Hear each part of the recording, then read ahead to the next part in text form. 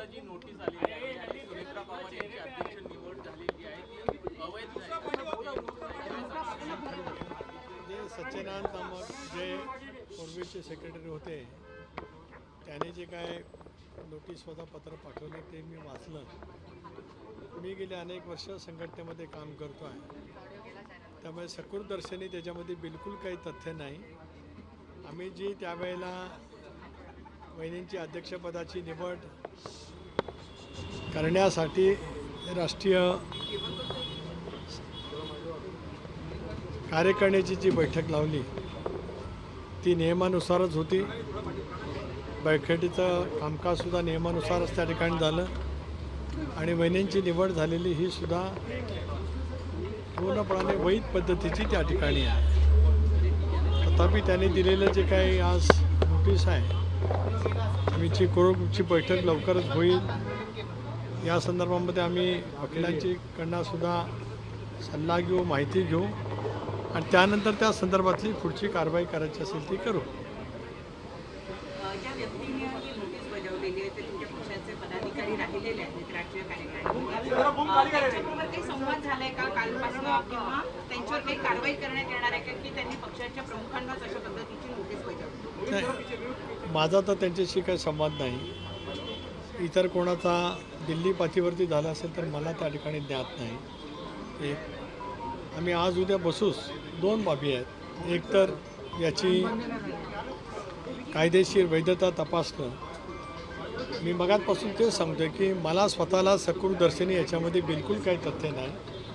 आम्ही केलेली प्रक्रिया ही अत्यंत घटनेनुसार आणि कायद्यानुसारच पक्षाच्या आहे, पक्षाने केलेल्या नियमानुसारच आहे असं माझं ठामपणाचं मत आहे। त्यानंतर आम्ही एकत्रितपणाने बसून त्यांनी राष्ट्रीय अध्यक्षांच्या निवडीच्याबद्दल जे काही पत्र दिलेलं आहे त्या संदर्भामध्ये नेमकं शिस्तभंग किंवा काय हा सुद्धा निर्णय पक्षाच्या कोर ग्रुपमध्ये बसून आम्ही त्या संदर्भातला नक्कीच त्या ठिकाणी करू। सर, त्यांचं असं म्हणणं आहे की यामध्ये कोणतं राजकारण नाही आहे, यामागे कोणतं राजकारण नाही आहे, मात्र ज्या प्रकारे नोटीस बजावली आहे ती योग्य आहे, त्यामुळे जी निवड झाली आहे ती अजित पवार ज्या प्रकारे करायची त्या प्रकारे झाली नाही असं नाही। त्यांचं म्हणणं का मी ते सांगितलं ना, मी वाचलेलं आहे।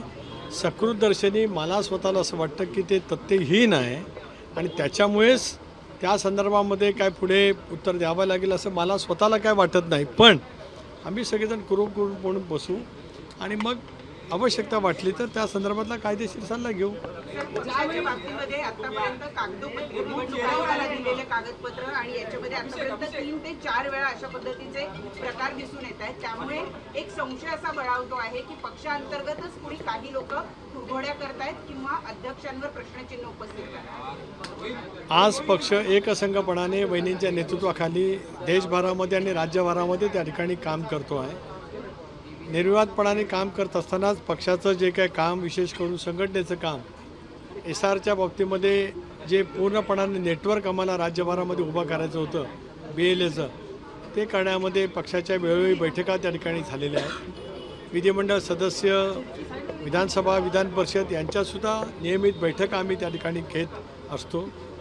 आमच्या सर्वांचे नेते, आधारस्तंभ स्वर्गीय अजितदादा, 22 जुलैला त्यांचा जन्मदिवस, दुर्दैवाने त्यांची जयंती साजरी करण्याची वेळ नियतीने आमच्यावरती आणली।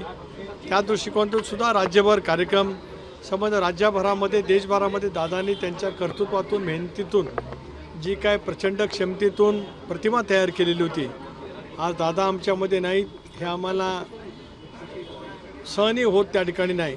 पण तरीसुद्धा 22 जुलैला तो संबंध सप्ताह आम्ही वेगवेगळ्या उपक्रमाच्या मार्फत ज्या बाबीमध्ये दादांनी अधिक लक्ष घालत महाराष्ट्राला, देशाला पुढे नेण्याचा प्रयत्न केला, असे वेगवेगळे उपक्रम पर्यावरणासहित, क्रीडा क्षेत्रासहित, आरोग्य असेल, प्रशासकीय बाबीतला असेल, असे वेगवेगळे उपक्रम आम्ही त्या सप्ताहामध्ये त्या ठिकाणी साजरे करतो आहोत। पक्ष एकसंघपणाने वाटचाल करतो आहे।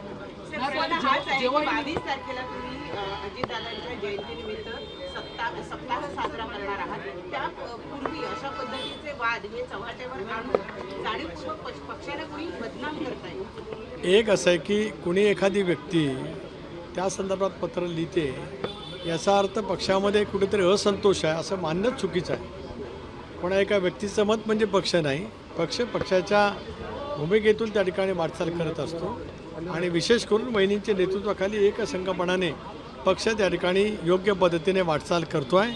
उद्याच्या भवितव्याच्या कालावधीमध्ये सुद्धा ज्या वेळेला आम्ही काम करत असतो त्यावेळेला जिल्हा स्तरावरती राज्य पातळीवरती वेगवेगळ्या सूचना येत असतात. त्या सूचना आहेत याचा अर्थ काहीतरी वेगळं असं मानण्याचं काही कारण नाही.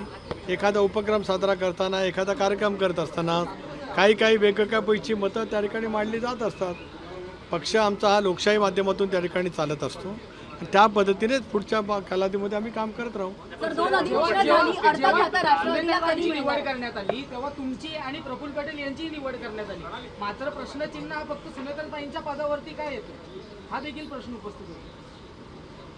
एक असं आहे की मी जी नोटीस वाचली त्याच्यामध्ये वहिनींनाही नोटीस आहे आणि कार्याध्यक्ष म्हणून प्रफुल्लभाईंना सुद्धा आहे. आता कोणी कोणाच्याबद्दल का प्रश्नचिन्ह निर्माण करावं त्याचं उत्तर मला देण्याचं काही कारण नाही आणि आपण मला विचारू नये असं माझी आपल्याला विनंती आहे. तर 2 अधिवेशनं झाली, पण अर्धा खाता कधी येणार राष्ट्रवादीकडे? अर्धा खाता सर कधी येणार? एक असं आहे की मधल्या कालावधीमध्ये अधिवेशन चालू होतं. अधिवेशन गेल्याच आठवड्यात संपलं. आज उद्या काहीतरी आम्ही कोर ग्रुपची मिटिंग घेऊ, माननीय मुख्यमंत्री महोदयांची वेळ मागू आणि या संदर्भामध्ये पुढची कारवाई त्यांच्याकडनं करावी अशी आम्ही त्यांना नक्कीच विनंती करू. धन्यवाद. लोकशाही मराठी ऐका, पहा, जागरूक रहा.